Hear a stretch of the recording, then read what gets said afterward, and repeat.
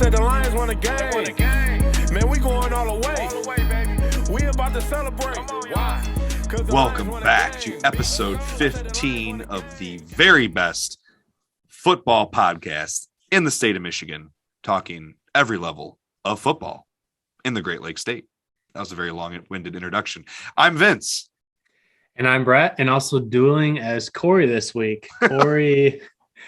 Kory is down in Florida, and he went on a deep fishing charter and haven't heard from him since. So I hope everything's going well with Kory down in the Gulf of Mexico. Or he has just left this awful, disgusting weather for good, and he's just going to stay down there forever. One of the two. Drinking Miller Lights till his heart's content on a beach somewhere. Kory, we're jealous. We miss you. Although he did send us a video of it pouring rain down there, so maybe the weather isn't too nice. It's Florida. It only rains for 30 minutes. That's true. But we're gonna be doing this just the two of us tonight. We do have a guest later on. We have a Lansing Catholic senior, Henry Doerr, who will be joining us a little bit later in the episode to discuss his work not only as a member of the 2021 state championship team, but also his work as the owner and creator of 517Breakdown, a Instagram page that he started this last fall that gained a lot of traction very quickly, especially after it was picked up by a local news outlet. So we'll be discussing that with him. But before we get to our guest, Henry, we are going to talk about a few different topics at a couple different levels of football here in the state of Michigan, starting with MHSAA. First thing we want to mention is we put out our third region ranking since 2010 by win percentage this last week or a week or so ago. We have now ranked teams in the greater Lansing, greater Grand Rapids areas, and now the Tri-City Flint Thumb region. We've ranked teams in those areas by win percentage since 2010. And we're going to talk about this a little bit here. Brett, anything from our rankings? I guess before we discuss it, I should just really quick say it. The rankings, number one was New Lothrop. Just the top five here, followed by Frankenmuth at number 2. Marine City was number 3, Millington at number 4, and Deckerville at number 5. Those are the top 5. The remaining 6 through 15, you can check out our ranking on Twitter. I will have that linked in the description. You can check that out. Brett, anything that stood out to you on this list here of the Flint Tri-City Thumb area? You know, when you did all the research, Vince, and you reached out to Kory and I the other day asking us who we thought was in the top 15, you know, being primarily in the central and western part of the state, I had some idea of some of the better teams in the Thumb area, but I really wasn't familiar with a lot of the schools there. I guess the one thing that really stands out is the size of most of the schools. On this list, it's primarily like D6, 7, 8 teams with a couple 4 and 5 sprinkled in there and one D1 team. And only one D2 team, or two D2 teams. Yeah, so I was surprised by all the small schools that are on the list, but I mean, it makes sense. We did include like the bigger cities of Saginaw and Flint and Bay City and Midland and even Port Huron as part of our list, but the Tri-Cities primarily are known for their basketball, not so much their football. Yep. But looking at the list, I mean, if I think about, I follow the MHSAA state playoffs, especially the championships and semifinals, quite closely. Outside of New Lothrop and Marine City, there's really not a lot of other teams on here that have played in many state finals recently. I think Freeland. You're getting to my trivia question. Oh, maybe I'll hold off a little bit. But I guess another thing that really stood out to me was Lapeer at number 6. With the asterisk saying the school opened in 2014. I wasn't aware that Lapeer had opened in 2014. I mean, it's a pretty old town. Vince, you know why they opened in 2014? Yeah, so this was something we, when I was making this list, and I guess I should mention this too, this list encompasses about 100 different schools, just about like 90-something schools, which I also want to mention that stands out to me because the other two lists, Lansing area was only about 50 schools that encompass that region, and Grand Rapids was about 70. So this region actually covers, you know, quite a few more teams. And then, you know, I'm going to include in just a moment here why that's even more interesting with my fact. But something with Lapeer that's, again, interesting is they are a school that's only been around since 2014, like Brett mentioned, because they closed the other two schools that used to be there and combined them. So Lapeer used to be Lapeer East and Lapeer West. Both those schools, Lapeer West opened a long time ago, supposedly. The resource I'm going off of is michigan-football.com, and that website only goes back to 1950. So Lapeer West had existed probably before 1950. Lapeer East opened in 1975. So that school opened up a bit later than Lapeer West. And they both closed in 2013 and consolidated.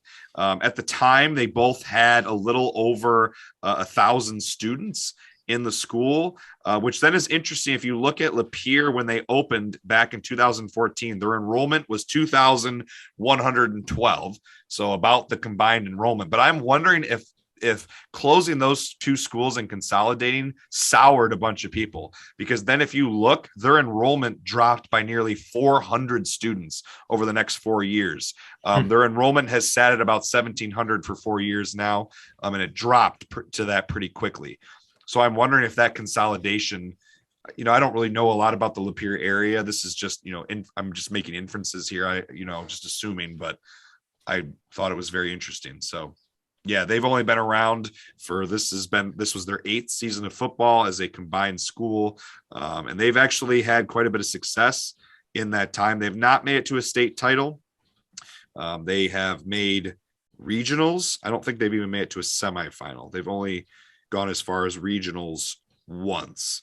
But they have had 3 10 or more win seasons in that stretch and another 9-win season. So still quite a bit of success in that time. They have some great school colors. I do like the school colors. It's like a lime green and a solid blue. Yeah, kind of like our podcast colors. Yeah, maybe we stole them from Lapeer. Sorry, Lapeer. I think it is interesting that you mentioned, there's not a lot of big schools on this list, and people maybe would originally think, with this region, the Thumb has a lot of small schools. But again, like Brett mentioned, we included we included Midland, Saginaw, Flint, Bay City, Port Huron, which all have in those areas D1 and D2 and D3 schools in them. But unfortunately for those schools, they have not had much success, or at least not as much success as these other 15 schools. And interestingly enough, Grand Blanc just missed this list, as well as Davison. Davison was number 17 and Grand Blanc was number 20. Midland Dow was number 16. So there's 2 more D1, D2 schools right there, or 3 more, excuse me. So, yeah, I was really surprised Davison wasn't in the top 15. It seems like they were been close. A perennial power for years. They must have a couple of bad years sprinkled in there. They did. That was their problem, is they had some really good years and then some very average or bad seasons, 5-4 a few times, which really brought down their win percentage for them. I would like to end this conversation with my fact of the week. So unfortunately, Kory is not with us. Kory was up next to do the trivia of the week as well as the recommendation of the week. I am taking his spot because I was going to go next week. So we're just going to flip flop. So I have the trivia question of the week, and I'm going to use my trivia question for MHSAA. Brett, of the schools on this list, and it sounds like maybe you looked it up already. How many? You didn't look it up. Okay. No. Of the 15 schools, how many would you guess that in this time frame at least went to one, didn't win, at least went to one state championship? Of the 15 schools on that list, and I'm not counting the ones who missed the list, the 15 who are on this list, how many of them do you think went to a state championship since 2010? At least went to one. So Deckerville is on here in 8-man. Are you considering that a state championship too? Yep. Okay, so I'm going to say New Lothrop, yes. Frankenmuth, no. Marine City, yes. Millington, no. Deckerville, yes. Lapeer, no. Fenton, no. Montrose, no. Almont, yes. Freeland, yes. Harbor Beach, yes. Saginaw Swan Valley, yes. LBS, Midland, no. So six schools have not made it. Wait, rephrase that. 6 schools made it or didn't make it? 6 schools in the top 15 have not made a state championship appearance in this time. So your answer is 9 have made one? Yes. Look at you. Did I get it right? You got it right. Oh. Look at that.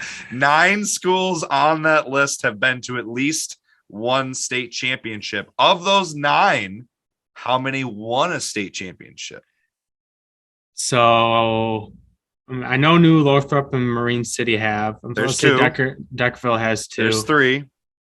Ubley,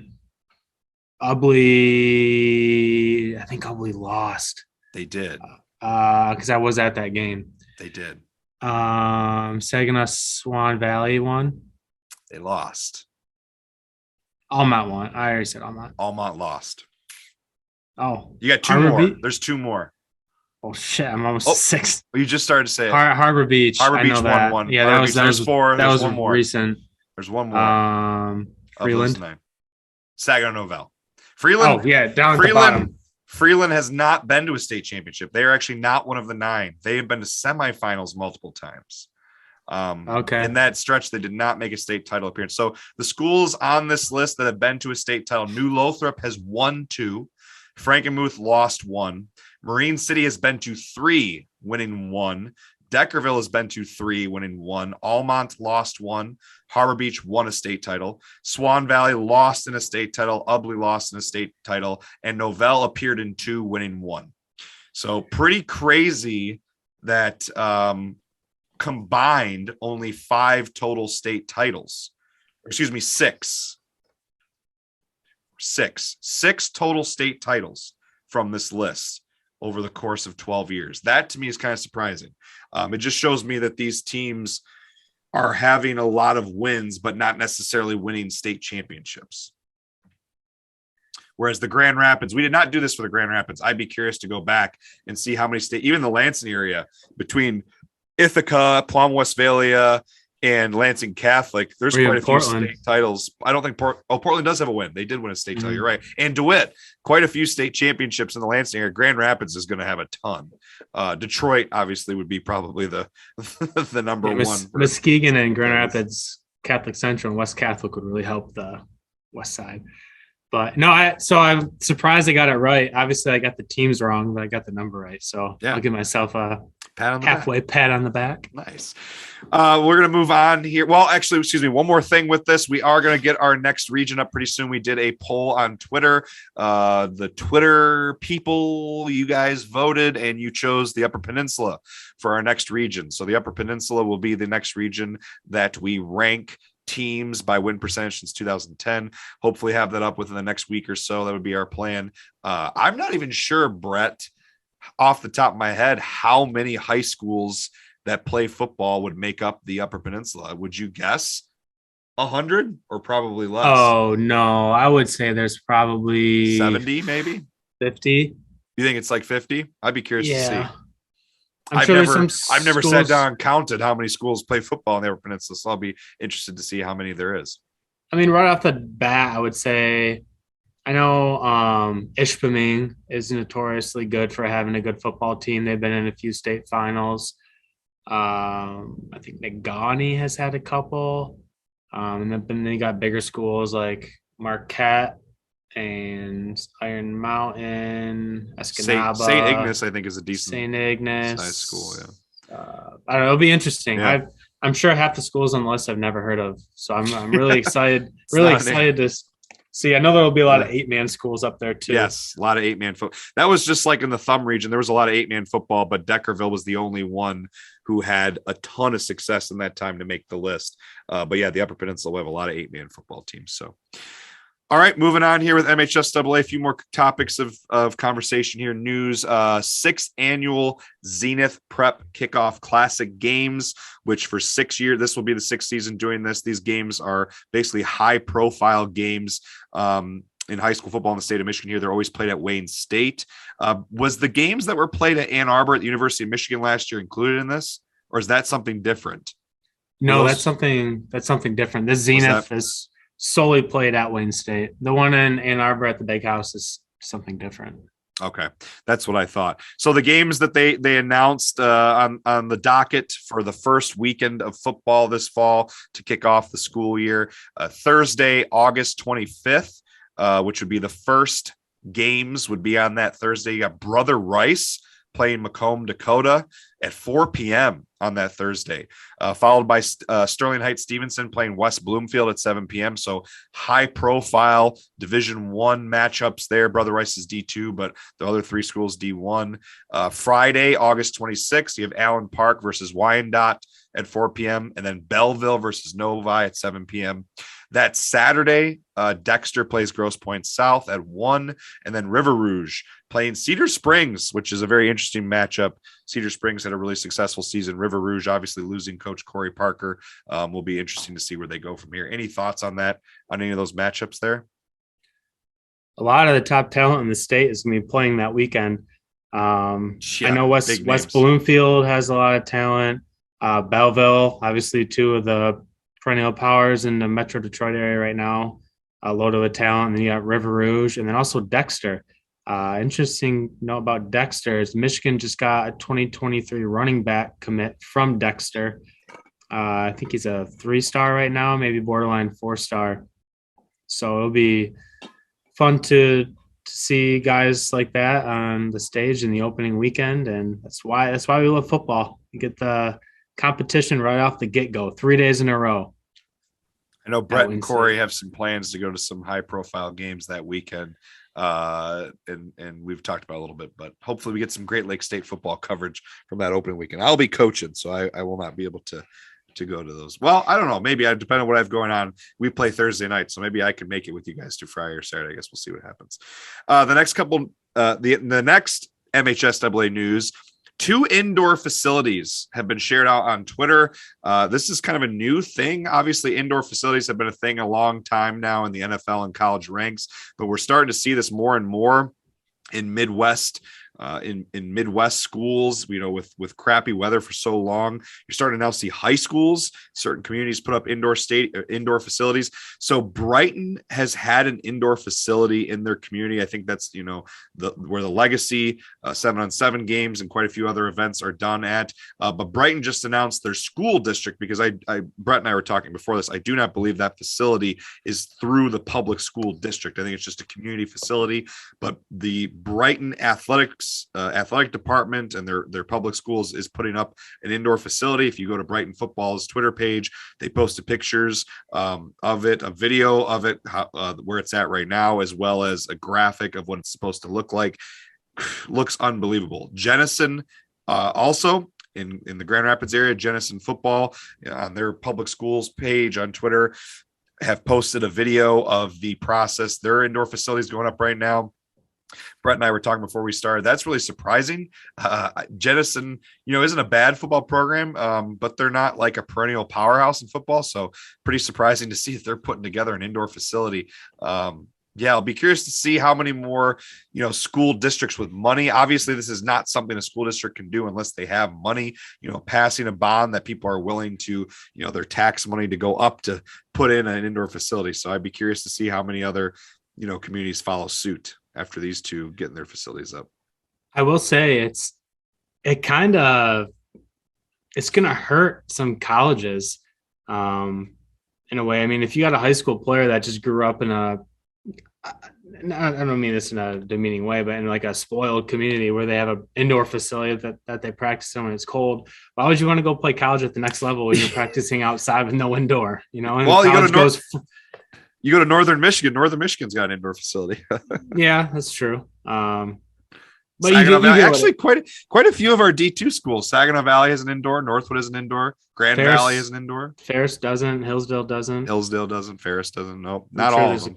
Not all of them, but it's you get what I mean. I mean, yeah, kids are getting spoiled off the get-go. Yeah, spoiled, maybe is a harsh word, but it's true. I mean, not a lot of people get to have in the Midwest where we get snow and cold weather, or even the Northwest, you get to have those opportunities for, playing football year round during the nasty weather.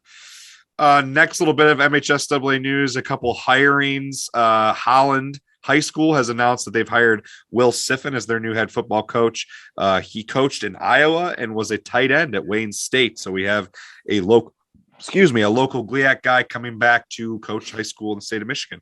Another hire, Spring Lake, which is a school near the Grand Haven area. hired head coach Cody Mallory. Came from Cadillac, where he led them to a 2020 D4 state title game appearance. And the last little bit of news, East Grand Rapids, there's been a lot of buzz on the Michigan high school football Twitter sphere about the East Grand Rapids job. We talked, I think it was a few episodes ago about their coach stepping down after he had been there, I think, 6 or 7 seasons as the head coach, but I think he'd been there a lot longer than that as an assistant. There's rumors flying around. We are aware of some rumors. I don't think we're at liberty to kind of mention some of the rumors at this time. Brett is the one who learned of some of these rumors, so I don't think he's willing to reveal, because I don't think he wants to get his source in trouble. But we have some idea, a couple of ideas of who might be getting hired for this job, and it's obviously one of the most high-profile jobs, with East Grand Rapids, having a ton of success in the 90s and early 2000s. Last 10 years, not quite as much, still doing really well, but it's a very nice community, very nice facilities. I think anyone, who is looking for a head coaching job with experience would want that one for sure. Any other parting thoughts here on MHSAA football, Brett? Otherwise, we'll get into the college ranks. Let's move it on up. D3 football, Hope College. This is kind of an interesting little bit of news here. There is a media outlet that has been putting out kind of rankings of different players on social media for Division III football. Brett and I were kind of talking. I'm not even sure really how they go about doing this, because I think it would be quite challenging for them to put this together. But this outlet, which is the College Football Network, I believe CFB Network on Twitter, did the top 15 fullbacks in Division III football in the country. And Hope College's fullback, Lou Beckler. I hope I pronounced. How is it pronounced? Beechler. It's spelled Baechler, though. Yeah, I think it's still pronounced Beechler. I've seen. Is it really? Okay. Before. Yeah.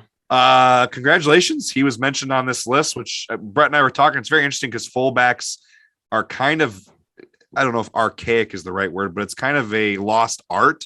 Maybe in football, people don't really use fullbacks in their offenses anymore, with so many offenses at every level going to spread, shotgun, pistol, that fullbacks, power eye, under center, pro style offenses, like that are not really used as much anymore. So you don't get to see the fullback quite as often as you used to. Some schools still use, I know North Dakota State very famously still uses a fullback. So you do see it a little bit. A couple NFL teams do, but pretty cool to see that he was mentioned on this list, a D3 MIAA school, getting some love. He had 213 receiving yards and 1 touchdown last year and no rushing yards. He was a blocking fullback, baby, knocking people's socks off. I'm assuming. He's a power back. Don't have much GLIAC news here. This is D2 football news, and it's really just relevant to a conversation we had about the GLIAC not that long ago. But a team from the GLVC, which is the conference that University of Indianapolis plays in, and a lot of the teams in that conference play non-conference games with the GMAC and the GLIAC. So we do see, a lot of crossover with this conference. In fact, the school that we're going to mention played Grand Valley in the playoffs this year. First round, Grand Valley beat them. Lindenwood, who again has had success in recent years at the D2 level, has announced that they are moving up to the FCS. They're going to go from D2 to Division I AA. They are going to move to the Ohio Valley Conference, which has schools like UT Martin, Austin, PA, Southeast Missouri, Murray State, Tennessee Tech, Eastern Illinois, which is a pretty solid FCS conference. Maybe not one of the best or most high-profile FCS conferences, but still interesting. The question then remains, and we talked about this several weeks ago, are GLIAC schools next? There have been rumors about Grand Valley, maybe even Wayne State, moving up with their school sizes. Wayne State and Grand Valley are really big universities, state schools that have the money to make the move. The biggest thing about moving divisions up is money. It costs a lot of money to do this. So it's not necessarily about how good you are. The success, I think, is important. You have to have success at the level you're at. I think most schools who make the move have success at their current division before they move up. we've had a few high profile ones in recent years, like Appalachian State is another high profile one making the move from FCS to FBS in recent years. Any thoughts on this, Brett? I think they're definitely going to set a trend. I do think schools like the GLIAC, Grand Valley and Wayne State and the GLIAC will make similar moves, but I'm not sure what conference would accept them. I would say the Ohio Valley Conference is probably one of the closer conferences geographically to the D2 schools in Michigan. But even looking at that list, it's called the Ohio Valley Conference, but I don't think there's one school on that list that's actually in Ohio. Now, but the Ohio, to be fair, though, the Ohio Valley encompasses a couple states, Tennessee. Yeah, it's among the Ohio River. Yeah. Which feeds into the Mississippi. Yeah. So it makes sense, but I just thought that was funny when we were looking at the list earlier today. Do you think it would be logical for those GLIAC schools to join like the North Dakota State, South Dakota State, that FCS conference? I think it'd be stupid to join that one. Because they get their asses kicked? Not to sound harsh, just because they get their asses kicked. It's a really good conference. Montana State, I think, might be in that conference too. Yeah, and South Dakota State's in it. I mean, Fair State played South Dakota State. I thought they played North Dakota State. I think they might have played both. Maybe it's just North Dakota State. But then, anyways, they got pummeled. So I don't know. I think you gotta, if you're gonna go big, you gotta go small too. You go to the next level, but get yourself competitive. And then once you get some better talent underneath you, being in the D1 ranks, then maybe you can start to go to a bigger conference if you're having a lot of success. But no, I think it's a trend that's going to start. And even looking at this Ohio Valley Conference, there's only 7 teams that are in it right now. Yeah, I was looking up the history. I was looking up the history of it. They used to have more. So the numbers used to be a lot more. I thought I saw it used to be like 8 or 9. So they've lost some members, teams that have actually moved up to FBS, I'm pretty sure, to some of the other mid-major conferences over the years. So yeah, they have room. I mean, when you only have 7 teams in a conference, which is the problem the GLIAC is going to run into, that means with 6 conference games, most FCS schools play 11. I think they play 11 regular season games. So that leaves you at least 4, unless you don't schedule one of those games, at least 4, even 5 non-conference games you have to figure out how to schedule. So that's just really challenging to work that into your schedule every year. So the GLIAC is going to be facing that problem. I mean, they're down to, with Northwood leaving this year for the GMAC, they're down to what we said, 7, right? I think they're down to 7 schools. Mm-hmm. So be interesting to see what happens. But moving, sorry, do you have something else you want to add? Yeah, I was going to say what I would hate to see, not to get too off tangent. I mean, you think about schools like Michigan Tech and Northern Michigan. If the GLIAC folds, they're going to have to go independent unless they maybe join a conference in Minnesota. I just hope that they have enough. There's a D2 conference, Minnesota. Okay, I was going to say, I just hope they have enough backing behind them and that they can continue their football. They'd probably have to join that conference with St. Cloud, Bemidji, Mankato, Minnesota State. That's no slouch of a conference either. No, it's a really good D2 conference. They at least have one. They usually have 2 teams similar to the GLIAC. The GLIAC usually has 2 playoff teams every year. That conference usually has 2 playoff teams every year. So Michigan Tech, we talked about several weeks ago, has had pretty good success. They've actually had quite a few winning seasons, as tough as the GLIAC is. But Northern, man, has struggled. I was looking at it today. Northern has had 4 500 or better seasons since 2000. 4. Yeah. Last time they won 5 games in a season was 2009. 5 games, 5 and 6. I mean, just imagine if their games are outdoors, how much worse they'd be. That's the thing that we've talked about before. It's so tough for teams to go to Northern. Northern usually wins at home because they get an advantage. Yeah, it's a tough ceiling travel. And and it's just it's a tough place to play. Just you're not used to it. The noise, it's the noise. It echoes. It's loud. It's a very interesting environment. But anyway, don't want to get too off track here. I want to move on so we get to our guest. Brett, you want to pick us up with FBS news? Yeah, sure. We'll start in Michigan here with the MAC. We ran a poll off our Twitter page, I think last week or 2 weeks ago. The schedules were released for Central, Western, and Eastern Michigan, where we voted who has the hardest schedule out of the state of Michigan MAC schools. And Central Michigan was voted to have the toughest schedule with 62% of voters saying Central had the toughest go this year, and then followed by Western at 30%, and then Eastern Michigan at 8%. So Central does have some tough games on their schedule. They're starting off at Oklahoma State on a Thursday night, and then they play at Penn State, which I'll be attending that game. I'm excited about that. And then North Alabama and Bucknell at home. But that's certainly a tough start to have to play two pretty high-powered FBS level teams on the road in some hostile environments. And then Western, their non-conference schedule consisting of at Michigan State, home against Pitt, which I thought was a really interesting game. I know. Yeah, I didn't, because we talked about it when Western, when we did the bowl season stuff, that Western had a really impressive win at Pitt. I didn't realize that was a home and away that they were going to get to host Pitt. Yeah, I know Michigan State did something similar with Central Michigan a few years back. They did with Western. I remember they played at Western, I think Connor Cook's senior year, I believe.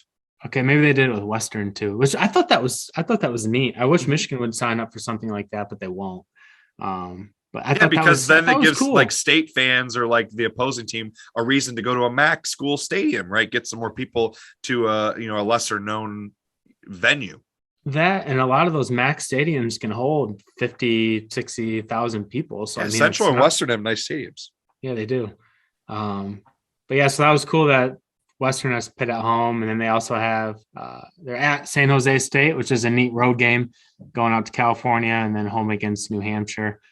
Some other news in Kalamazoo with the Broncos. Donald Salazar was hired as a cornerbacks coach. He came from the GMAC team and former GLIAC team, Division II Lake Erie, where he was the DC and the secondary coach. He was a DB for Western from 2011 to 2014. Well, I don't really know Donald personally. This hire hits home a little bit just because his playing career was when Vince and I were in college. He's our age, and now he's the cornerbacks coach at Western Michigan at 29 years old. So that was a harsh sense of reality to me on the verge of my 30s. Eastern Michigan. I wasn't even thinking about that, so you just brought that up. Thanks, man. Yeah. Now you're making me depressed. Oh, you're welcome. Eastern Michigan, a rather easier schedule compared to the aforementioned teams. They're home against Eastern Kentucky, at Louisiana. Louisiana has had a pretty good team in the past, but their coach just left for the head coaching job at the University of Florida, so they'll be replacing him. And then they're at Arizona State and UMass. That's probably their toughest one, I would say, is that Arizona State one. Yeah, and I was trying to think today. Was UMass in the MAC at one point for like a year or two, and then they left? Is UMass FBS? I thought they're FCS. Are they FBS?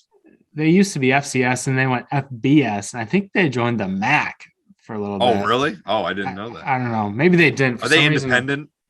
They're independent now, and they actually play a couple of MAC teams.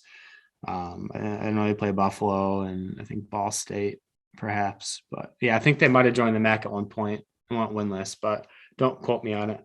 And I was trying, while you're talking, I was going to try to pull it up. You can keep talking though. Okay, well, you can fact check me when I'm done here. So moving on to the bigger schools. Right, you were right. They were in the MAC. That's what I thought. Well, from 2012 to 2015. And in that time, they won 8 games total over those 4 years. Okay. Yeah, I knew they weren't very competitive. They beat Eastern, Buffalo, Kent State, Eastern again, Ball State, Miami of Ohio, and Akron are their only MAC wins in 4 years. And then they went to independent 2016. Yeah. I was going to say, I know Akron's on that list. I know they definitely beat Akron. I did not realize they were in the MAC. So yeah, they were FCS through the 2011 season. I don't know if they were D2 at some point before that, but yeah, they went to FBS in 2012 and started in the MAC. I did not realize they were in the MAC. Interesting. Yeah, for some reason I knew they were, but I'm glad. Fun fact about UMass: they haven't had a winning season since 2010. Yeah, and they got a new head coach now too. You know who that is? I do not. Former Michigan defensive coordinator Don Brown. Really? Yep. Yeah, he was at Arizona last year as a defensive coordinator for former Michigan quarterbacks coach Jed Fish, and now he took the job in UMass. I think he'll be a good fit in UMass. he has deep roots on the East Coast, and I mean he's a good coach. He did a great job at Michigan. They just teams in the conference figured out how to beat his defense, so that was his caveat. But speaking of Michigan, there's been a lot of news coming out of Ann Arbor recently. Big news. One of which, Denard Robinson is coming back to Ann Arbor to be the assistant director of player personnel. Good old shoelace. And for those that don't know, the role of a player personnel is you're not so much an on-field coach, but you do a lot of work behind the scenes. Most schools have this role, even like D3 and D2 schools. Even NFL teams have player personnel. You're essentially a guy that players go to for support, whether they need academic support or mental support, if they're having some issues off the field, etc. But also it's almost like they're like an HR person for a football team. Yeah, essentially. That's a good comparison, I would say. They handle recruiting, and they help kind of identify some strengths and weaknesses, after the season when you bring all the coaches in. What can you improve on? What were we good at? Where do we need to build some strengths? That's a key role of the player personnel, to identify those aspects. Most recently, Denard was a scout for the Jacksonville Jaguars, where he also had a few years stint as a running back for Jacksonville. And he's the 8th football alum on Michigan's staff now. So That's a lot crazy. of guys coming back to coach for Michigan from a number of different years. Some other news, Jonathan Hurd-Bond is going to be the new assistant recruiting coordinator. He was formerly at Florida. I think while that name might not be very popular, I think that's a big hire. Michigan tends to pull a lot of talent out of Florida, and between Denard Robinson and Jonathan Hurd-Bond, it's good to get some guys with a lot of Florida connections on the staff. I think that's going to pay dividends for the future for Michigan. Some news coming out of spring practice. So Michigan's been in spring practice since February 28th, I believe. JJ McCarthy, there's rumors that he's out. He has an injured throwing shoulder. Now, some reports said he dealt the last season and he thought he would get better with resting it. Other reports are saying he's going to have surgery and he'll be out until the middle of July. I'm not sure what to believe at this point in time, but I will say he's not 100%. So that's something to follow. The good news for Michigan is that Cade McNamara is returning, as we all know, and he led Michigan to a Big Ten championship last year. So if there's a plan B, that's a plan B that you wanted to have. Some other interesting news, wide receiver Mike Sainristil is now playing defense, and Harbaugh's saying he might play some offense still too. That's big news to me because I thought Mike made a lot of strides this last season as a wide receiver. He had some key catches here and there, but he's primarily known for his blocking. He's a tremendous blocker. I know wide receivers don't get a lot of credit for their blocking, but if you watch him in a football game, you recognize how good of a blocker he is, which speaks volumes about how good of a blocker he is if you recognize that from a wideout perspective. Michigan does have the spring game planned for April 2nd. And as we all know, pre-COVID, Michigan always had a trip where they go as a team and visit somewhere and do some charity work. I forgot about that. In the past, they've gone to Italy, France, South Africa. I think they went on another location too. I feel like there was another high profile. Can't remember. But anyways, this year, pretty neat that they are going to travel the state of Michigan. And Harbaugh said today that there's only 13 to 17, which is kind of a random number to pick, but he's an eccentric figure. 13 to 17 guys on Michigan's football team out of roughly 100 guys that have ever been to the UP. And so they're going to travel around Michigan, Traverse City area, UP, make a number of different stops. They're going to have like a lot of rallies for like Michigan fans to come visit. That'll be cool for Michigan fans that live in the UP who maybe don't usually have an opportunity to get down to Ann Arbor, like to be able to see the team up there. It'd be really cool. Exactly. And I think they're going to make a stop at the Superior Dome where Northern Michigan plays. That's awesome. Do some charity work. So I think that's a great idea. That's really cool. So right now they're not saying when and where their stops are going to be. Maybe they'll announce it closer, but I'm sure there's going to be some ralliers that are going to follow them around on their trip. So that's about I'll be interested to see videos of that when it goes up. Yeah, some bandwagoners. Yeah. that's about all coming out of Ann Arbor. Moving north to East Lansing, north until you smell it, west until you step in it. Home of Michigan State. So I'm not even going to say anything. Yeah, that's what people say about Ann Arbor or even Columbus. But so Michigan State is really paying their staff this year. Crazy numbers. Even their head coach Mel Tucker is getting paid a lot of money getting moved around in that program. Most of it coming from outside donors. Matt Ishbia being one of the main ones with UWM, United Wholesale Mortgage. Not a whole lot of other news from East Lansing, primarily because spring ball hasn't started yet. But Kenneth Walker III did have a pretty fast 40 time, 4.38 in the 40. That'll certainly turn some heads. I didn't realize he was that fast. I didn't know he was that fast either, because I thought he was pretty heavy. Yeah, but I mean, you think about it, he did have a lot of 20-plus yard runs. Yeah, he's pretty explosive. Blowing past linebackers. But he received a 90 athleticism score by the NGS draft model, 100 being the best. I'm not sure what analytics go into calculating that number, but yeah, what else determines it? Yeah, that's good. Yeah, it's got to be good. I would say it sounds really good. Yeah, and right now he's the second best running back prospect in 22. I think Brees Who do they Hall, have number one? I think it's Brees Hall, the running back. From where again? Iowa State. Okay. But some other news, they did land another transfer. Go figure. Yeah, more transfers, baby. Lyman Brian Green, he's the 8th portal edition of the year, which for some reason it seems like more than that. Maybe it's because I know it does seem like more than 8. It seems like it's like 15, but yeah. I know. Well, State's had a lot of attrition to the portal too, so maybe that's why that true. number seems inflated when realistically it's only 8.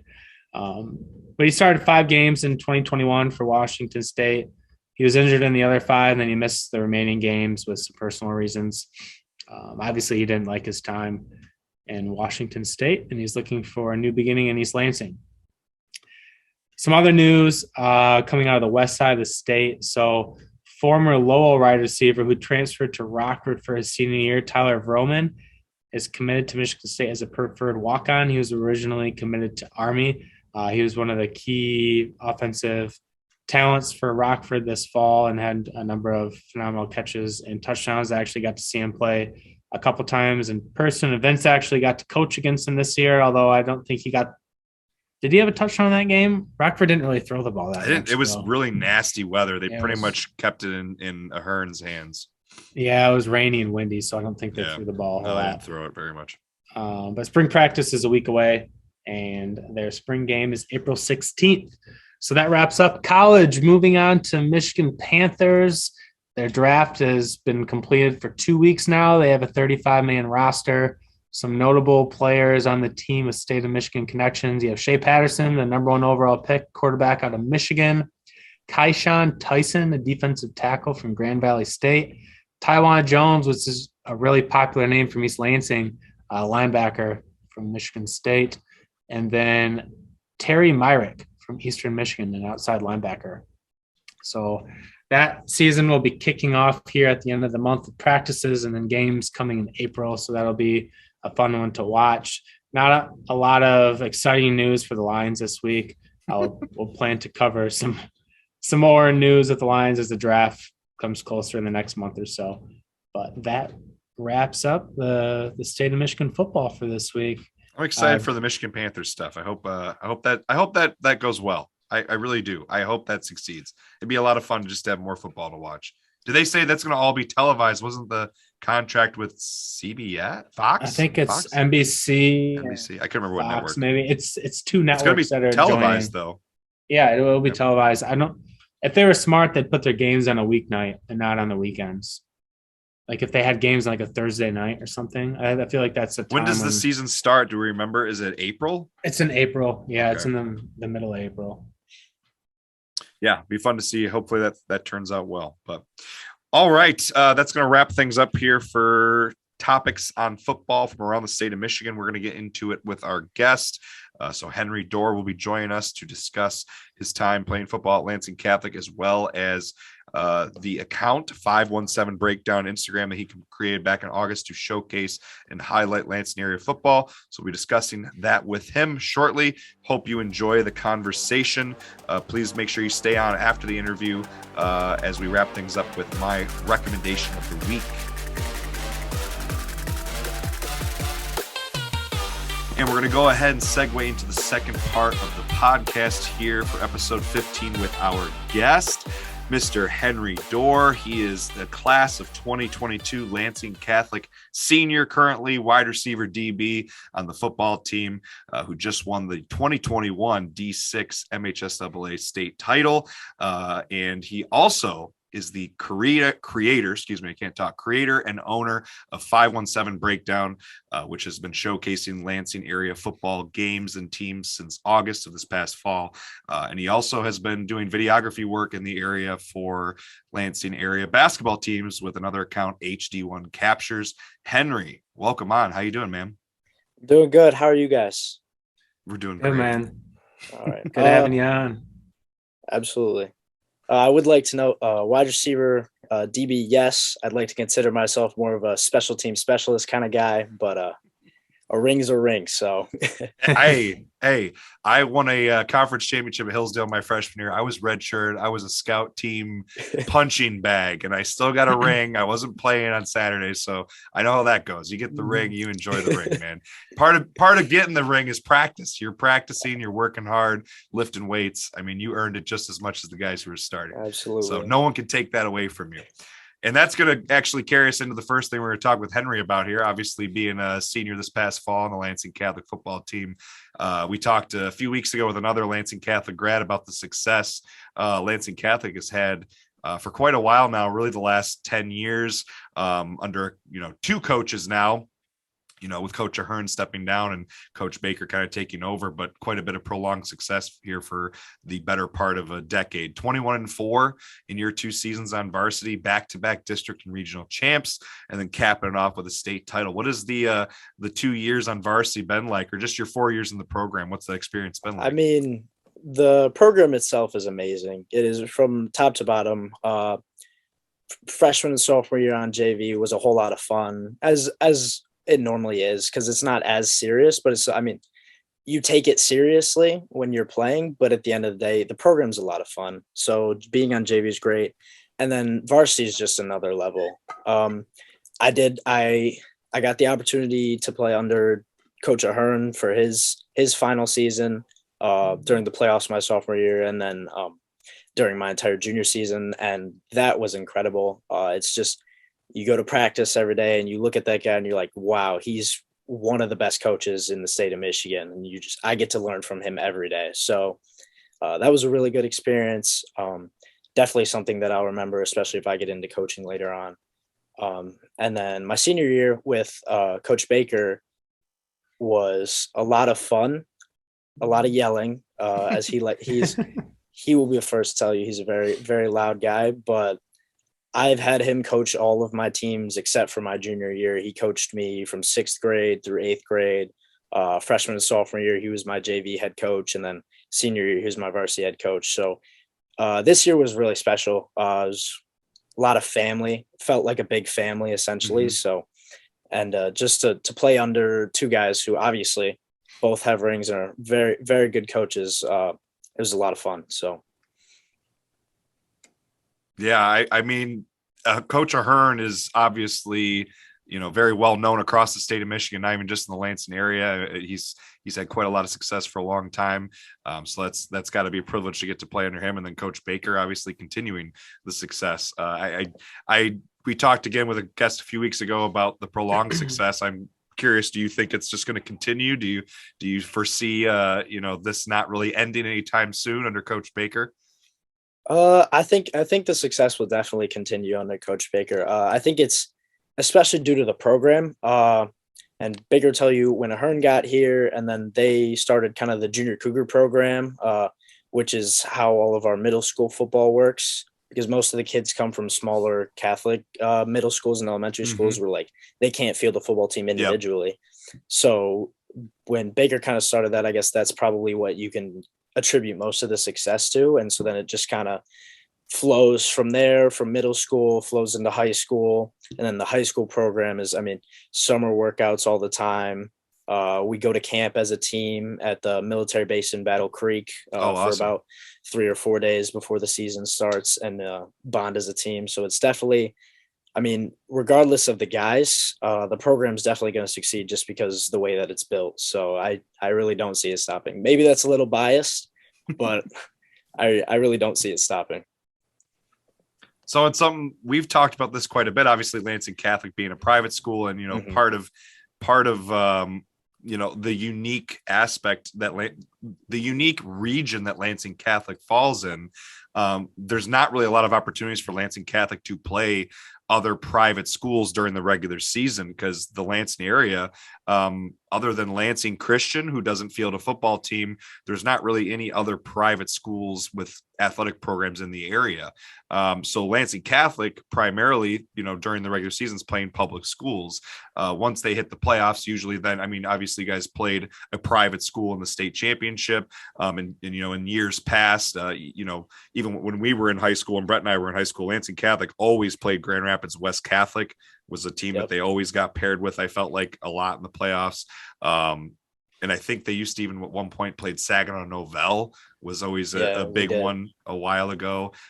So it's usually not until the playoffs that Lansing Catholic has an opportunity to play other private schools. Do you notice any difference, or is there anything you think that Lansing Catholic has an advantage as a private school over any of these public schools? Or would you say that debate, that private versus public, you know, athletics is just, you know, either you're good or you're not? It's not necessarily because it's a private school. Yeah, I definitely think there can be some advantages to playing football at a private school, just due to, like, I guess the way that some of the things can be set up. But I also feel like, I mean, at the end of the day, I feel like it's still football and football. I mean, we had 5 kids this year who in my graduating class who were all playing football in college, and every single one of them went to private school, first grade through high school. So I think, you know, some people like to point out the issue is recruiting. Generally, in my experience, that hasn't ever been a problem, because, I mean, you look at our 3 captains all went to private school from kindergarten through high school. So I mean, that's my personal experience, especially in the Lansing area. I don't know. I mean, I've never been, but I feel, you know, you get into like the Detroit area schools, maybe there could be, I can see how recruiting could happen in that kind of manner. But yeah, there's a lot of private schools in Detroit. Yeah. Generally for the Lansing area, I feel like it's kind of just, you know, we're a good football team, blessed with, you know, 2 really good head coaches that I've at least witnessed. So I think that's really the biggest thing. So, yeah, I think I mean, you're the second person now to mention the program. You know, starting in 6th grade, you run the same offense, same defense. Yeah, that's all the way definitely through. So I think that alone is huge for the program. But in a way, that's kind of how public schools are structured too, or what public schools strive to be like. They don't always have the commitment that a private school might have. But yeah, I think you're right, especially in the Lansing area with Lansing Catholic. I can't think of too many. There might be one instance a couple of years ago. I think a kid transferred from Holt or Sexton, or maybe it's Lansing to Lansing Catholic. But it's not something that happens that often. I mean, kids are allowed to transfer schools. It's just how it is. I mean, there's even, you mentioned the Detroit area. I can think a number of public schools that have a kid that played at one public school last year and a new public school this year, and another one the next year. He's just getting bounced around to wherever program is going to do the best. But I think you hit the nail on the head, especially in the Lansing area. I think that Lansing Catholic, they just run a good, clean program. They have a great foundation, and that's why they've had the success that they've had over the last decade plus. Yeah, definitely.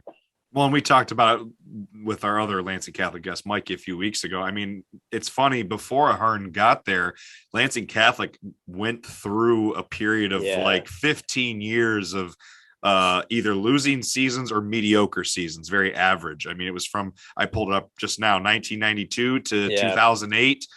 In that stretch, which is a 16-17 season Not stretch. very many wins. 3 seasons where they were 500 or better, and 1 playoff appearance in that stretch.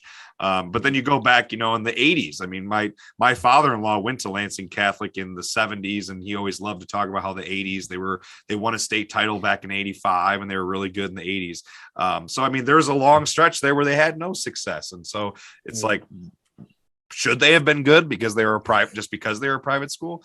Not necessarily. You get private schools who don't do well. I think you do see more often than not that private schools tend to have, more prolonged success. Maybe I would agree with that. Yeah, definitely. Schools do. But I think some of it's like you said, if you got a good coach and things are structured properly, and, if you get kids who are part of the program all the way up, then success can come a little bit more often if you have that consistency. Yeah. So I got to ask you, who is Lansing Catholic's rival? Is it Portland, do you think, or Portland? Seems like that's what I was going to say. Every single year. Always. How'd you guys fare against them this past season? We won. Shout out to Big Red, Jonah Richards, our kicker, game-winning field goal. I was going to say, Brett, you don't remember the end of that game? That was that game was pretty nuts. That was like the highlight of the news that weekend, because it was like Portland, I thought, didn't they have who had a big lead? One of the teams had a big lead. We did. We had a 3-touchdown lead, and they took the lead back. Portland came back. It was Hayden scored on a 2-point conversion with about 30 some seconds that's left. Right, because they could have tied it up 28-28, and they went for 2 for the win. Yep. And then you guys went down the field in like less than 60 seconds. Had some big catches, and then we just left it up to Jonah, and the big leg came through for us. So that was, that was probably, even state championship games were an amazing feeling, but that was probably my favorite game to have been a part of. Just like all the emotion, the field afterwards, the feeling afterwards, just everything about it was a whole lot of fun. Definitely felt like a championship game. So the video from some of the local news outlets of that game-winning field goal in the stands, the reaction from students and fans was pretty wild. It looked like quite a fun atmosphere to be a part of for that game, especially with Portland being so close. Their fans came out. That game's always a great atmosphere from either side. It's probably, even state championship games, playoff games. I honestly think there's probably the same amount of fans in the stands for Portland versus Lansing Catholic as there is for, playoff games for either side. So definitely a huge game. It pains me to say this as a Grand Lodge alum, but it's probably one of the better rivalries in the Lansing area as far as two teams that are typically pretty good year in and year out. And definitely, I think it takes a throne over Grand Lodge and Holt. I know that pains you to hear too, Vince, being a coach at Grand Lodge. But. It's not what it used to be. When we were in school in the 90s and the 2000s, Grand Lodge and Holt played for a conference title every year, and that hasn't since DeWitt joined the conference hasn't really been the case anymore. So Portland and Lansing Catholic definitely have been a more high profile, sustained, successful rivalry, especially with both teams making state championship runs every year. I think that I would argue that, that's probably true. Well, did DeWitt used to play Lansing Catholic? Were they in there? No, I don't think so. Not since maybe the 70s. Oh, so it's been they might, say they might have a long time ago. I know because they had the 60s or 70s. It was the Capital City Circuit or whatever. Capital Circuit League. Yep. Yeah. So we played. That was probably the last time we played them. So okay. Yeah, I wasn't sure if before DeWitt shifted over to the CAC Blue, if they were in Lansing Catholic's division, but it sounds like they weren't. They were in the red. Okay. And Catholics in the white? Yes. Yeah, and I know that DeWitt's one of the things is in the last 20 years, DeWitt's enrollment has gone up significantly because I just pulled it up. The last time DeWitt and Lansing Catholic played was part of the CCL in 1987. So DeWitt left the CCL in 1988 the next year. So it's been a while. It's because mostly DeWitt's enrollment's gone up so much. DeWitt used to be a much smaller school. Even when Zimmerman first started coaching there, they were like Division 4 or 5, and then they've been Division 3 for a while. So yeah, their enrollment has been a lot bigger than Lansing Catholic's. Before we kind of wrap up things with Lansing Catholic talk here and move on to the primary discussion, 517 breakdown, any plans with football in the future? Obviously, we're going to talk about your Instagram accounts and some of the, the things you're doing digitally and with social media with football, but do you have any plans, further playing or coaching? Playing days done, or what's on the horizon for football? Playing days are likely done. All 5'9", 145 of me doesn't want them to be, but realistically, I would say that I've come to terms with the fact that my playing days are over. Coaching is definitely something that I would really like to get into. Definitely something that I've wanted to do for a while. Something that's, coaching, as you know, coaching is close to me and my family. But it's definitely something that if I get the opportunity to do it, I would absolutely love to. At the end of the day, whether that is like coaching my kids' middle school football, or even coaching high school, or grad student manager at a college, pretty much either way. So definitely something that I'd like to do. Do you have plans for college already where you want to go, or is that still kind of deciding what you want to do? Right now, I think that I'll be going to Lansing Community College next year. I think I'll be running track there, hopefully. Awesome. I've had a few meetings with the coaches, and essentially, as long as I show up there in the fall for school, I'll be running track there too. So I'm excited about that. But awesome. Well, congratulations on that, man. What events do you run? I'll likely be doing hurdles. I will have to get my times down a little bit, but definitely excited for that. So yeah, that's great. Are you 100? Was it 110 hurdles and then 300 hurdles? Yeah, I did 110 last year. Off the call, I had the call with LCC's track coach, and he was like, "Well, we definitely want you to work on your endurance because we want you to run 110, but realistically, you're definitely going to be doing both if you're running hurdles here." So okay. 300 hurdles always looked like such a tough event. It's a miserable race, but I had I ran track in high school. One of my closest friends did the 300 hurdles, and every time I always watched him do the event, and I was like, man, that just looks miserable. He goes, yeah, it's pretty tough because it's almost like the 400 to me is one of the toughest events, but like jumping over hurdles while you're trying to run the 400 meter dash is essentially 300 hurdles. It's just, oh man, what a tough event. Well, good luck with track, man. That's exciting. I hope things work out. Being local at Lansing Community College, obviously that kind of opens up some avenues if you wanted to try and get into coaching in the fall, whether it's at your alma mater or another school in the area. But it also opens you up to kind of continue what we're going to talk about next year. And that is your 517 breakdown account. You got the shirt, rocking the t-shirt there for the account. So if you don't know what 517 breakdown is, Henry started the account back in August, I believe, in 2021. I think your first post was August 4th when you started breaking down. That was the CWAC Blue. Yep, breaking down all the different levels of the CWC teams going into the preseason, and pretty quickly you gained traction, man. It was not long after that. I remember, I run the Grand Ledge football social media accounts, and I saw that popping up pretty quick and are suggested. I'm like, what is this 517 breakdown? And I pretty quickly followed along. And I think, what do you got? Like 2,000, just about 2,000 followers now on Instagram, I think, something like that. So you want to talk about how that came to be? I know that we'll talk about your interview with WLNS as well. So I know you've talked about it before, but you want to, for anyone listening to our podcast, how did that come about? Basically it was just kind of one day and I guess most high school athletes generally follow like max preps and stuff on their, my feed probably has quite a few more accounts similar to that than the average person though, just because that's something that I was really interested in. Big one that stands out to me is, I can't remember the username exactly, but it's DMV Sports Prep, which kind of covers all of the like local Washington, D.C. high schools. And so they were ranking players. And I saw that post and I was kind of like, wow, I mean, I wonder if somebody could do that for us. So, and then I figured, well, if somebody's going to do it, it might as well be me. So that's kind of how that came about. Like you said, I mean, I made the first post on August 4th, which was the CAAC Blue.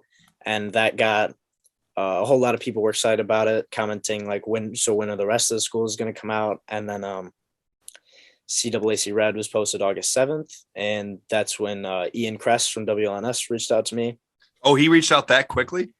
Yeah, it was, because I don't remember exactly what I was doing at the time, but I got a message and he left a comment on the post and he was like, hey, you know, I'd like you to get back to me. I got a really cool idea for a story. And I was shocked. Like, I was like, this is blowing my mind. I've made barely a week. I've made two posts. I've made 2 posts. I had probably like 400 followers, just all high school kids. And I was like, I mean, that was probably a mind-blowing moment where I was like, this is like serious. Like, this is something that I'm going to be doing for the rest of the year. So yeah, you're like, I'm committed. I'm not going back.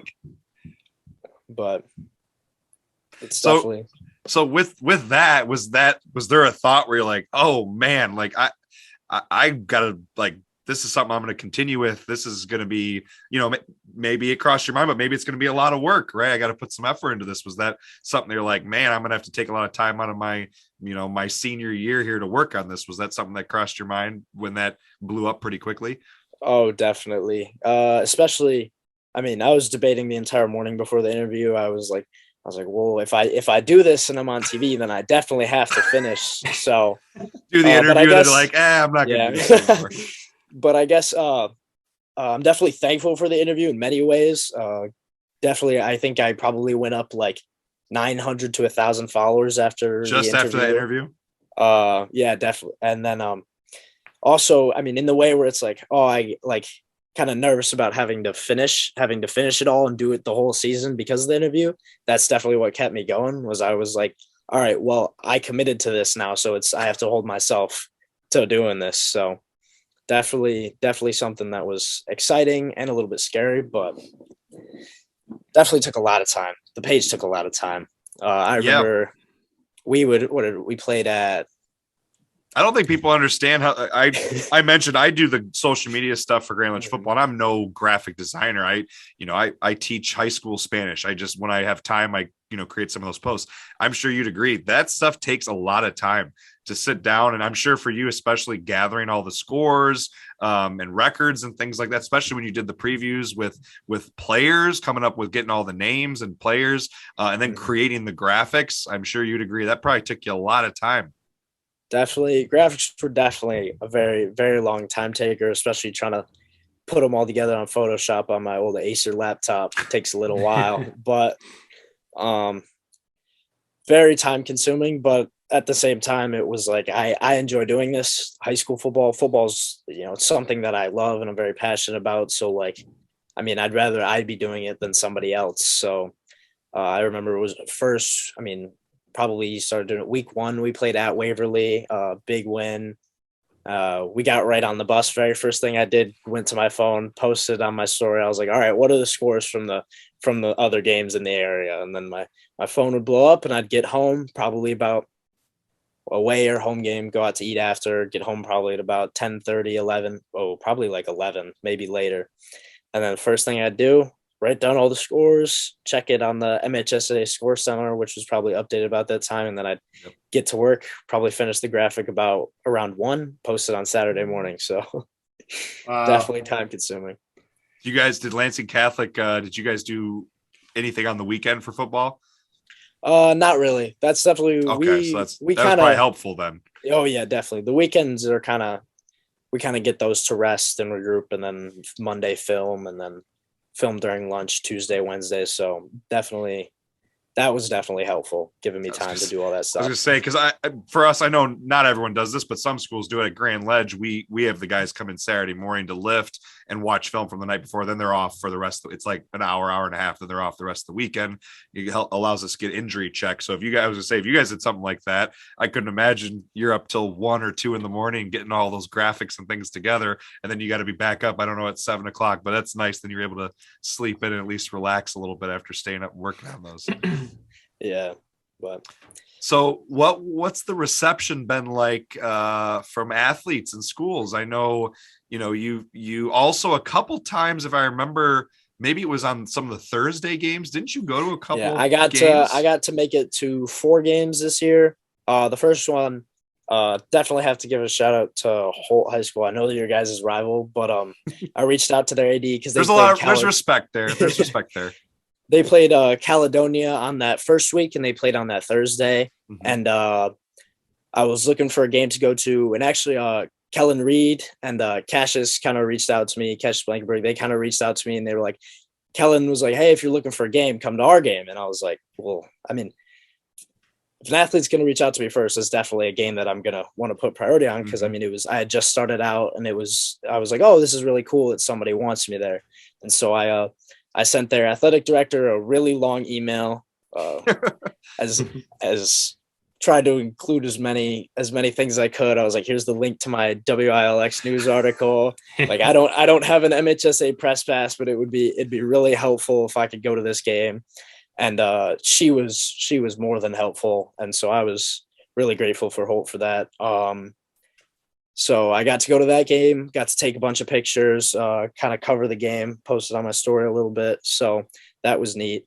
And so then it was just I don't think I got to go to a game again until like week 7 or so, or week 7, because I mean, you're busy with your own season. Playing on Fridays is kind of hard, but you leave at halftime to go make another game real quick. They'd kind of joke around and be like, Henry would be on the sidelines. Henry, where's your camera? Why aren't you covering us? I'd be, well, I could try. Put a GoPro in my helmet or something. That'd be cool. But I got to make it out to an 8-man football game. That was kind of neat. I remember seeing you posted that. I went to see Portland St. Pat's. Again, Portland St. Pat's kids reached out, and they were like, we'd really like it if you come to a game. We play on Saturday nights, so we know you could make it. And so I definitely, it was a neat experience because I'd never been to an 8-man game before. Yeah, I don't think I have either. It was pretty cool. And then I was able to go to Perry High School. It's a Division 8 school. Mm-hmm. I'm sure you guys know, but they played a charter academy from Indiana, which is one of those matchups where I was like, all right, I have to go see this because it's just such an odd thing. I think I remember you posting that one too. I remember thinking, who is this team that Perry's playing? No, it was a charter academy from like Indiana. So I was like, all right, I definitely want to, go check that out and see if that's interesting. And that was fun too. Perry's really nice. They gave me free hot dogs, Perry dogs. Perry dogs are really Perry good. Dogs, so nice. And then I was able to make it out to Grand Ledge for the Grand Ledge East Lansing game. Sadly, we had our senior night, week 9, get canceled. Fowlerville had to cancel because they had some COVID cases. So it was, a little upsetting as a senior, but it was also like, I just used the opportunity to go to a good football game. So obviously you were coaching that game. It was pretty rainy. Wasn't nice weather. And it was a good game. It was a good game up until the very end. Unfortunately, couldn't get it done. But East Lansing was the victor. Yeah, I had a plastic bag over my camera the whole time. I was trying to get all the video I could. I'll probably post some of it later on because I just went back into my Google Drive and I was like, oh, I have all this video from this game that I didn't have. So good, maybe some off-season content, man. Yeah, because I've been lacking on that because I've been trying to figure out whether I was going to continue it or not. So definitely we'll see a lot more coming into the spring and fall. So, well, I guess that you're bringing us to it. Then we'll go ahead and just ask it. So what's the plan here? You got 517 Breakdown. I know has been on a little bit of a hiatus. Obviously, I kind of mentioned at the beginning that you also run an account called HD1 Captures. Which I'm assuming stands for your initials for your name. And you've been doing a lot of videography work at the Lansing area basketball games, which I'll gotta throw you a compliment. I think you do a really great job for your video work, your cameraman. I think you do a really really great job, honestly, filming some of those games. I was looking at some of them today as I was going through, getting ready for our episode here. So what's kind of the plan? You have some thoughts, ideas for 517 Breakdown moving forward? Well, right now, for all the juniors and the sophomores, I do have, if they were excited about it, I do have good news. 517 Breakdown will be back for at least one more year. Given going to Lansing Community College, so I'll definitely be able to continue that this fall, and it'll be, I'm really excited about it because now, as a player last year, I kind of was like, I wanted to kind of shy away from and distance myself from like ranking teams and ranking players and stuff because I didn't want to get into any didn't want to seem bias or even like have a coach reach out or something where I'm like, why? I'm a player at a school, so I just didn't really want to get into any of that. So, but this year I'll definitely be able to produce a lot more content in that kind of area. And I'll be able to make a game of the week every Friday. Maybe even, if teams play Saturday, I'll be there too. Go to a game for a half and then go visit another game for the second half. So definitely really excited about that. That's the big thing is we'll at least be back for 1 year. And then we'll see what the future holds for me. That's kind of dependent.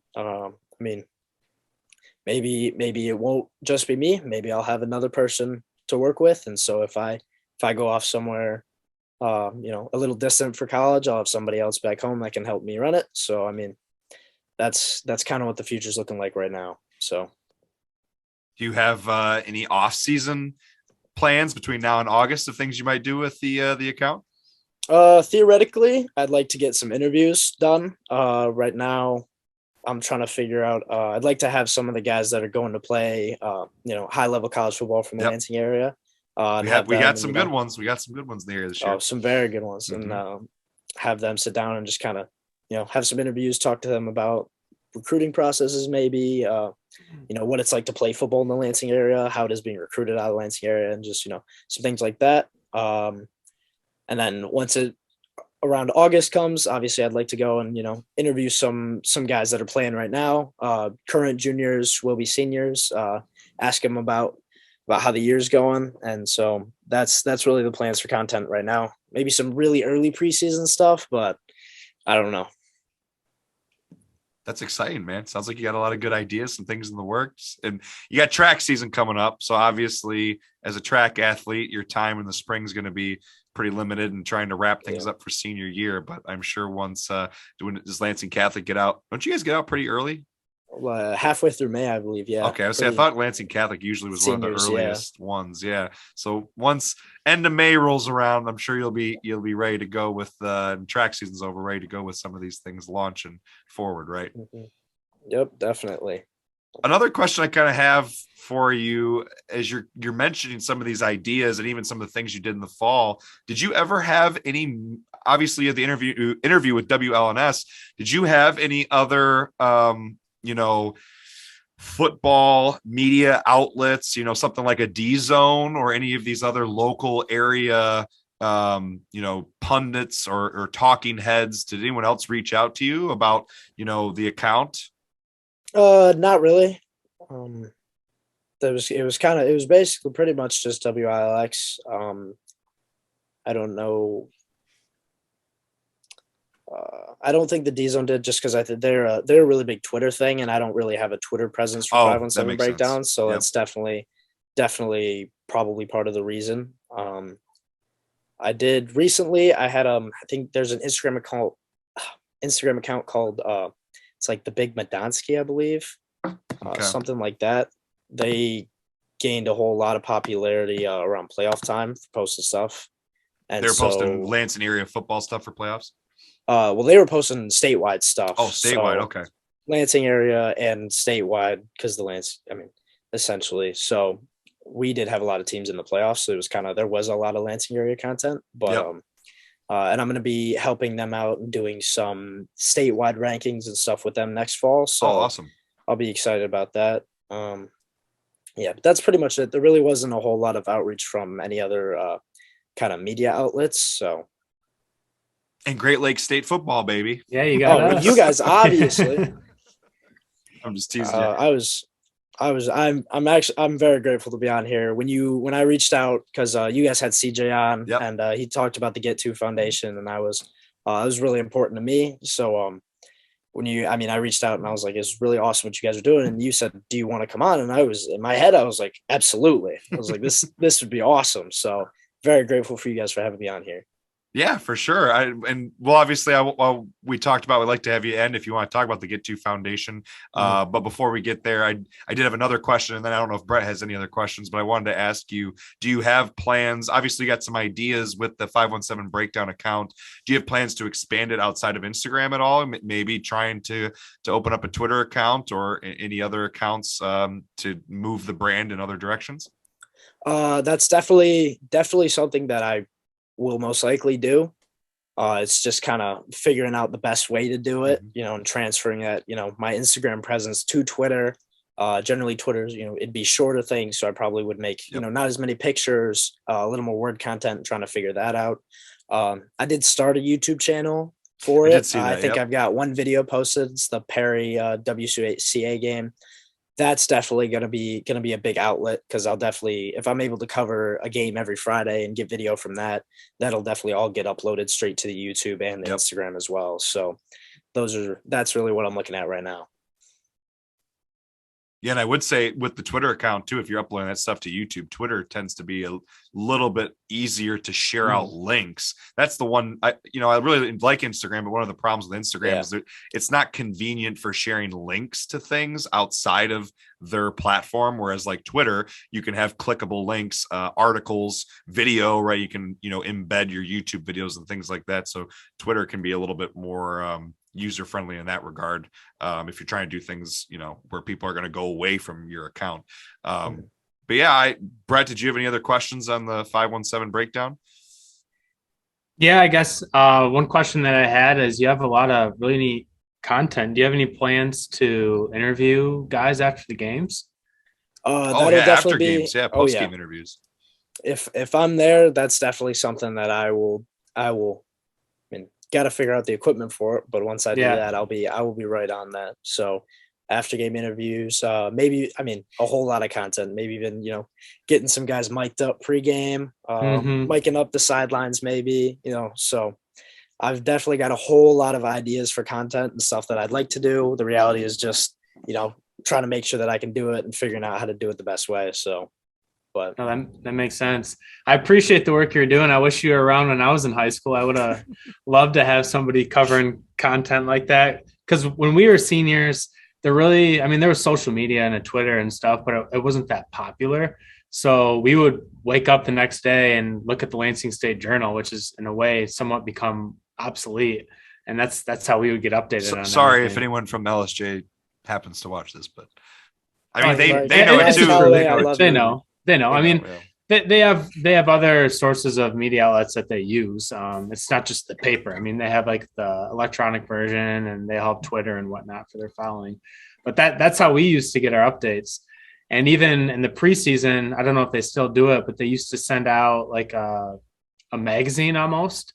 And it previewed every single team. It was like a special edition of the LSJ. It was like a thick insert in the paper that you pulled it out, and it was all high school football in the area, and it was every page was a different team, and it broke down every single team, the coach, the whole coaching staff, the big time players coming back, their previous players season. To watch, returning starters, the schedule for the year. So kind of exactly what you've been doing. I don't know if they do that. They might still do it, but maybe not quite as detailed. And it might just be a digital version now, I think. Yeah, it's definitely. Yeah. I think it's a digital version, but I think it was cool from what your perspective was.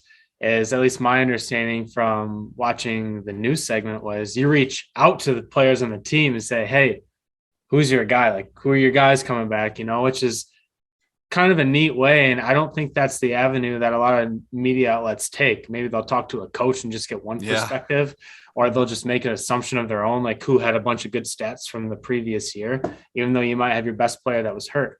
I think it's a really neat way that you went about to figure out who the best guys on the team are, because who's going to know more than the guys they've been playing with the last 10 years. So I thought that was really cool. I just wanted to mention that. That was definitely I did notice is something that not a lot of outlets do, and that's why I was like, I was really because 517 breakdown is the players, and they kind of make it, and if they don't like it, then I mean, I'm out of an Instagram account. Yep. I'm not selling T-shirts. I'm nothing. So I figured, the best way to do that. I mean, I looked up some of the guys, looked up who won like all region, all state from the year before, and then I kind of compiled the list from that. And then I looked into, who did I think personally, knowing football around the area made an impact. And then I started reaching out to guys, 4 or 5 guys from each team. And like you said, like I said in the interview, I was just like, who do you guys think? Because I want to know who the players from the team think, because maybe I'm missing somebody, or maybe there's somebody that made major improvements over the summer that we don't know about. And so I'd want them to be recognized just as much. So sometimes kids still do slip through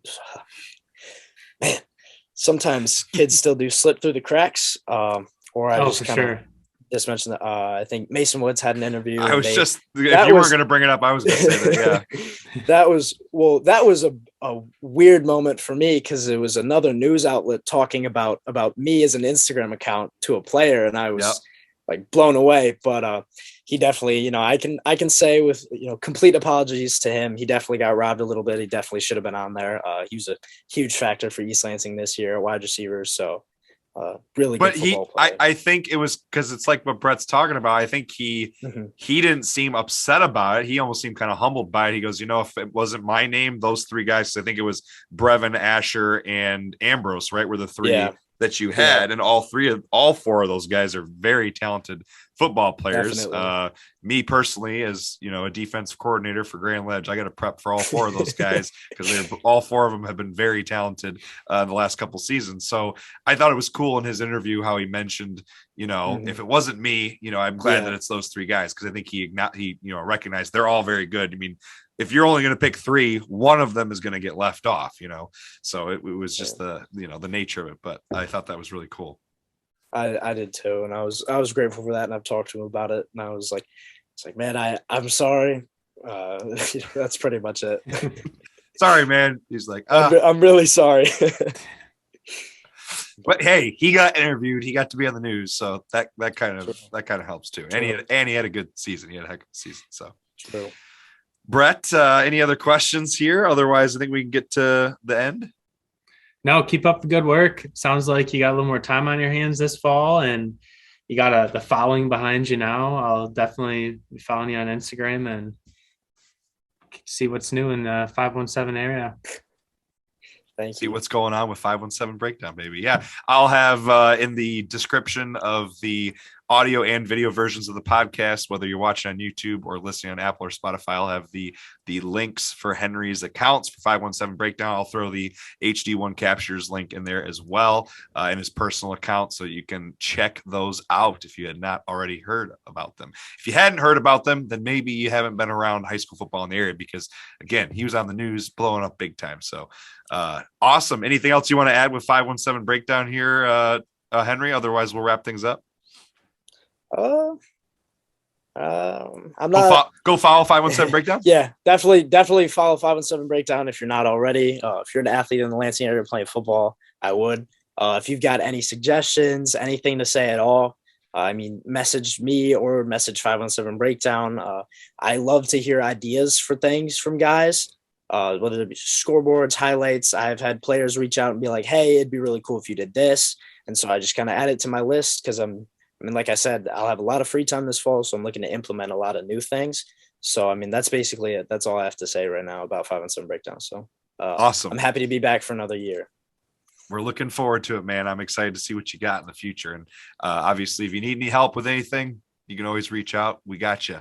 Any information you need. I know Grand Ledge is only one team in the area, but if you need any info on Grand Ledge, I can help you out.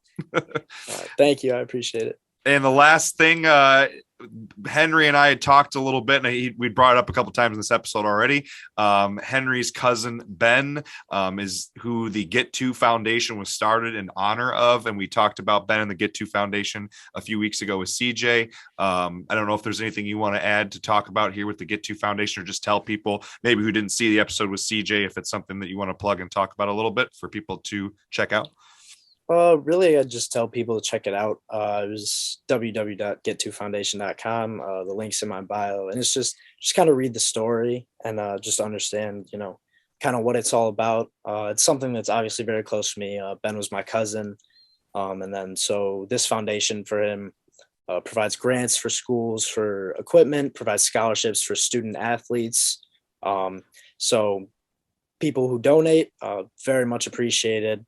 And then we have outings. I know there's a golf outing. There's a reverse raffle coming up soon. And so all those proceeds go to helping out, student athletes, schools that need grants for gear, football teams. So it'd be really appreciated by me if you guys would go check that out and just give it a look, learn more about Ben and who he was as Cranbrook's head football coach for his final season, led them to the playoffs, and he just touched a lot of people. And so it would mean a lot to me and to 517 Breakdown if you would, just check it out, give it a look. So that's it, basically.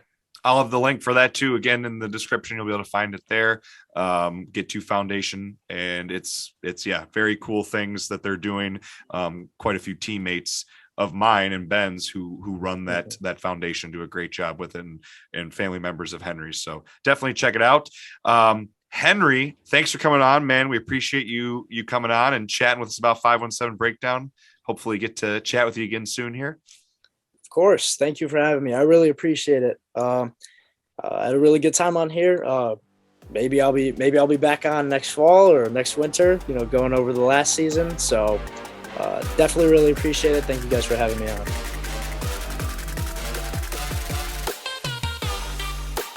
Hope you enjoyed our conversation interview there with Henry Doerr, our guest for episode 15. We're going to wrap things up here with my recommendation of the week. Kory was supposed to do the trivia and recommendation of the week, but because he's in Florida, that bastard soaking up the sun, I am going to be doing it this week. So I'll be talking really quick about my recommendation, then we'll wrap this episode up. So my recommendation for this week, similar to my last recommendation, getting away from some of the distilleries and bars, breweries, and alcohol we've discussed as some of our recommendations in recent episodes. And Brett already knows. I knew it. Recommending a movie, baby. I had to say it.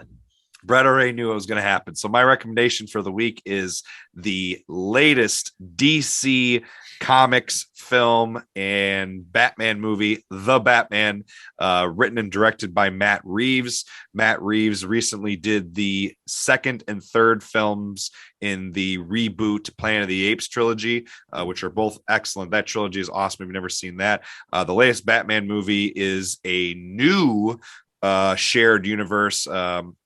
Ben Affleck had been playing Batman in the Snyderverse, some of the DCEU. He is not playing Batman anymore in this film. You got Robert Pattinson. You also have Zoe Kravitz as Catwoman. You have Paul Dano as the Riddler, and you have Colin Farrell as the Penguin, which in the prosthetics he's wearing, he's unrecognizable. Pretty crazy performance from Colin Farrell as the Penguin. I absolutely love this movie. I saw it with my brother. Today is Tuesday. I saw it on Sunday morning with my brother at the RPX at NCG here in Lansing. Absolutely phenomenal. As someone who has loved Batman their whole life. My brother and I grew up watching the Batman animated series and Batman Beyond animated show as kids. Watched all the, Tim Burton and original series of Batman films in the 90s as well. And then the Dark Knight trilogy, obviously iconic as high school students and college students. Brett and I, Brett probably remembers when the Dark Knight came out in 2008, was absolutely insane when that blew up. I mean, I've loved that movie for a long time, but honestly, my brother and I over lunch after watching this movie, as much as I love The Dark Knight, I think I like this movie a little bit more. The movie kind of gets more into a focus of Batman as a character opposed to Bruce Wayne. You actually, not really spoiling anything, this has been something that's talked about by a lot of people. There's not really a lot of Bruce Wayne in this movie. This is Robert Pattinson plays a young Batman who has only been doing this for like a year or two when the movie starts. He's very inexperienced. He's kind of sloppy. And he's just basically classic detective Batman, where he's like in his suit almost all the time. And he's more comfortable being Batman than being Bruce Wayne. It's phenomenal. I love it. It's very, very dark. A lot of people are criticizing it for being too dark. Paul Dano as the Riddler is basically a serial killer in this film. So anyone who's seen the 1990s film Seven or the 2007 film Zodiac, both serial killer films from Fincher, a lot of people are comparing this film favorably to those two films. Rightfully so. Apparently, Paul Dano researched the Zodiac killer for this role. He does some super messed up things in this movie. I would say he's more disturbing than Heath Ledger's Joker in this movie. Some of the, I more than once my jaw dropped. I'm like, I can't believe they put this in a $150 million blockbuster movie, superhero movie. Like, there's some messed up things, serial killer shit that happens in this movie. But I loved it. Check it out. It's blowing up box office numbers right now. It's currently the second highest opening of any movie during COVID. Its opening weekend, it made $270 million, which is nuts because no movie at this point, I guess as of Tuesday, it's made $270 million. So pretty crazy. A lot of people are going to see it, really enjoying it. I love it. I think it's great. Matt Reeves absolutely knocked out of the park. I'll link I did a review for this on Letterboxd. I'll link my review and my official thoughts. I may be doing a podcast episode as well on my movie podcast about this movie with a guest. I'm trying to get John Horford, who's a good friend of mine, to talk about this movie. He's got to go see it still, though. So maybe later this week, I'll have a podcast episode talking about it. All right. I could ramble on about this movie for a long time. Is Morgan Freeman in the movie? Morgan Freeman is not. There is no Lucius Fox character in this film. I think that's maybe a character. I don't even know if that character's in the comics, to be honest. I'm not really sure, but nope. All new cast, all new cast of characters in this movie. All new actors playing some of the traditional characters as well. All right, that's going to wrap things up for us here with episode 15 of Great Lakes State Football. Hope you enjoyed the episode. Thank you for listening. Hope you enjoyed our conversation with Henry. Some of those links that I mentioned earlier, you can find in the description of the podcast on the video episode or the audio. Speaking of which, after you're done listening or watching, make sure that you check us out on Twitter at GLSF Ball, spelled BALL. Instagram, Great Lakes State Football. YouTube, you can find our video episodes there, Great Lakes State Football. Make sure you subscribe on YouTube. Throw us a like, comment, share the videos. Appreciate it. Apple, Spotify, favorite podcast stores. You can find all the audio versions of the episodes as well there. Please leave us a 5-star review if you're checking us out on the podcast stores. Thank you for listening. Great Lakes State Football, episode 15. I'm Vince. I'm Brett. Dueling is Kory. With no Kory. Kory, you bastard. Hope you enjoy Florida. Go green. Go Chargers. Go blue. Go Panthers.